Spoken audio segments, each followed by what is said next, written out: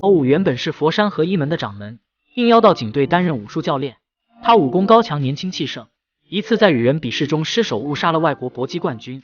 事发后，他到警局自首，最终沦为阶下囚，被判入狱5年。夏侯武服刑的第3年，尖沙咀的一个隧道里发生了命案，死者并非因为车祸而死，身上的多处致命伤都是被人徒手打出来的。现场遗留一枚铁燕子。这起命案由重案组总督察陆玄兴接受调查。死者是一个绰号鲨鱼恩、有多次案底的男人。夏侯武在电视上看到了这起案件的新闻，便找狱警表示自己想要见陆玄兴，但他的话却无人理会。夏侯武只能另辟蹊径，通过在狱中打伤17个人引起重视，获得了面见陆玄兴的机会。这招很奏效，很快陆玄兴就和夏侯武面对面坐在一起。他告诉陆玄兴，自己知道凶手是什么样的人，也知道他一定会再出手，表示可以协助陆玄兴抓到犯人，条件是提前假释。陆玄兴不觉得懂武功就能破案，夏侯武问，但还是调查了他口中的7个人。博览馆内，谭静瑶正在完善自己的巨型人骨架，他的腿法踢遍全亚洲，难逢敌手，是公认的腿法第1名家。一个叫风余修人来到博览馆，目的就是为了和谭静瑶比武。风余修先天不足，两腿长短不一，但他最兴武术，用过人的毅力忍常人不能忍的痛苦，最终弥补缺点，练就了一身好武功。他的座右铭是既分高下，也决生死。两人没有多言，缠斗在一起。谭静瑶出腿快如闪电，风余修也不遑多让，见招拆招，然后爆裂回击。最终谭静瑶败下阵来，死在比他更强的腿法下。这起命案很快被各大媒体播报。陆玄兴再次找到夏侯武，因为死者谭静瑶正在他预测的那7人中。为了尽快破案，陆玄兴同意了夏侯武的要求。闻照先拳后腿刺擒拿，兵器内加5合1的口诀，夏侯武确定了凶手的下一个目标，驱车前往旺角。此时风余修走进一家纹身店，他这次的目标就是擒拿界第1的王哲。等夏侯武和陆玄兴赶到的时候，王哲已经死于非命。夏侯武看着还没闭眼的尸体，心里五味杂陈，因为王哲其实是他的朋友。这时速起身追了上去，两人在杂乱的居民楼你追我赶，直到风余修不怕死的跳到了另一座楼顶，才甩掉了跟在身后的夏侯武。他逃跑前还不忘回头嘲讽一笑。夏侯武趁着甩掉警察的功夫，偷偷跑回了佛山，见到了自己日思夜想的师妹。两人一见面，夏侯武就挨了几个大嘴巴子。师妹虽然生气，但还是带他回到家。夏侯武看着师傅的遗像，自责万分。他本以为打赢个门派可以为合一门争光，没想到却失手打死了人，害得师门凋零，门生四散。夏侯武收拾东西的时候，发现了一只和案发现场一模一样的铁燕子。他问师妹这个东西从何而来，师妹说是几个月前一个男人送来的，还托他将这东西转交给夏侯武。这明显是风余修对他的威胁。与此同时，警方也在网上发布了一条呼吁广大群众提供关于铁燕子线索的消息。师妹看到新闻也清楚了事情的来龙去脉。午夜梦回，夏侯武总是被困在那日失手打死人的梦魇中。第二天清晨，他和师妹找到前辈杜福明，从他口中得知了这个铁燕子的来历。他叫唐前燕，清朝时期兵部将他赏赐给参加武状元比赛失败的那些人。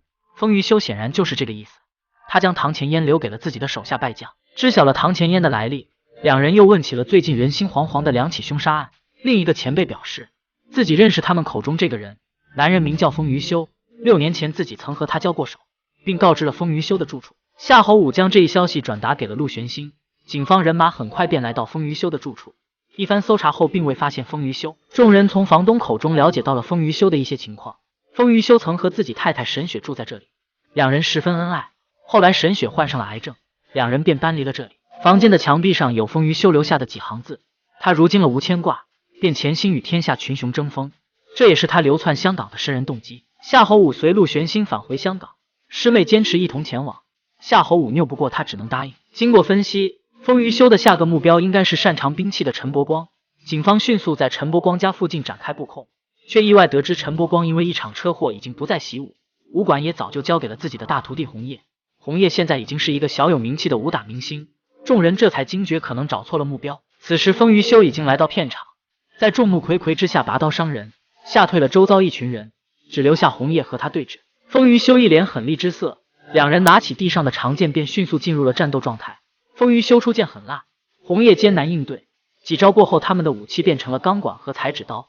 接下来的打斗中，风余修优势越发明显，最后竟用一把小小的裁纸刀赢了比武。警方又晚来一步，红叶的死因是身上大大小小的伤口有10几处，死因是颈动脉被割断。每个年代都有疯子，而风余修无疑是个武术疯子。陆玄兴迫于上级压力，答应领导3天之内就侦破此案。风雨修已经打败了所有外家高手，接下来他的挑战名单上就是那家第一的高手。警方目前掌握的线索聊胜于无，陆玄兴正一筹莫展时，风雨修竟将电话打到了警局。他指名道姓要求夏侯武接听电话，并告诉夏侯武唯一阻止自己的办法就是杀了他。同时他很期待两人的决斗。警方按照和风雨修通话时的定位来到一家洗浴中心，却再一次扑了个空。马上调派人手来到大奥，并在那间屋子里发现了风雨修的生活痕迹，桌上摆放着沈雪的牌位和骨灰坛。后天就是沈雪的生忌，风雨修果然在这一天回到了这里。他脑海里浮现出那日亲手掐死沈雪的画面，很快便发现了周围环境的异常。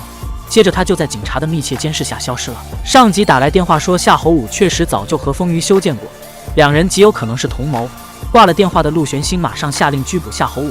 与此同时，师妹的身影出现在监控画面。夏侯武担心她的安危，3下5除2解决身边的警察，逃出了房间。消失的风雨修也出现了，他躲过警察的追捕，回到船屋，却发现沈雪的骨灰不见了。这时师妹拿着骨灰坛出现，她抽出刀子和风雨修打在一起，师妹很快落于下风。风雨修乘胜追击，招招致命，将刀插进了师妹的肩膀，然后狠狠将她踹倒。夏侯武赶到的时候，师妹口吐鲜血倒在地上，怒火中烧的夏侯武将风雨修扑倒在船上，两人大打出手后双双落水。风雨修杀掉警察，抢了艘快艇逃离，陆玄兴几人紧追不舍，但最后还是让风雨修逃出升天。这次案件的失利让上级领导震怒。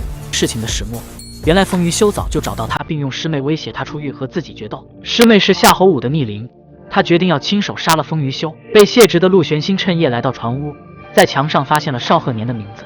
风雨修来到邵鹤年工作的地方，夏侯武已经先到一步替换了邵鹤年，并让他打电话给陆玄兴。陆玄兴还未赶到，风雨修便和夏侯武在车来车往的马路上大打出手，两人拳到肉，难分伯仲，只要一招不慎就会满盘皆输。夏侯武拉回快要被车撞死的风雨修，他不能让风雨修死得这么便宜。两人在车流中越战越勇，恨不能将对方撕成碎片。最后夏侯武略胜一筹，将风雨修打得毫无还手之力，却在最后一刻想起了师妹的话，没有下杀手。夏侯武想放风雨修一条生路，风雨修却想要反扑，两人在穿梭的车底险些丧命。夏侯武被一辆卡车挂到衣服拖行，身受重伤的他支撑不住晕了过去。风雨修拖着他来到路边，扔下一枚堂前烟，想要了劫夏侯武。陆玄兴及时赶到，击毙了风雨修。这个丧心病狂的武痴终于伏法。后来在陆玄兴的帮助下，夏侯武被提前释放，师妹也被救了回来，门下弟子越来越多，两个人也有了可爱的宝宝。他现在追求的是新的平安喜乐，是和大家一起走在世间的路上。